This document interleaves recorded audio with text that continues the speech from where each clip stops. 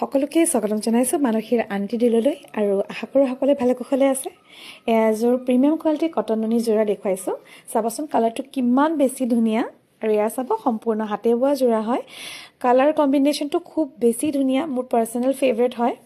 আৰু এয়া চাব মেহেন্দি গ্ৰীণত হালধীয়াৰে বুটা ৱৰ্ক কৰা আছে আৰু আঁচল আৰু মেখেলাত আপোনালোকৰ হালধীয়াৰ লগত ৰঙাৰে মিনা কৰি কাপোৰযোৰ অকণমান বেছি ধুনীয়া কৰি পেলাইছে। আৰু এয়া চাব 7টা পটি থাকিব, এটা পটি ব্লাউজৰ হাতত আহিব। ব্লাউজৰ হাতত এক্সট্ৰা সৰু সৰু এইদৰে বুটা দি দিয়া হৈছে। এই যে পটিটো দেখিছে লাষ্ট পটিটো ব্লাউজৰ হাতত আহিব, বাকীকেইটা আপোনাৰ ছাইড পটি থাকিব। ছাইড পটি আৰু ব্লাউজৰ হাতৰ পটিটো মিনা কৰি দিয়া আছে। কাপোৰটো টপ গ্ৰেড কোৱালিটিৰ মাছৰাজ কটনত থাকিব।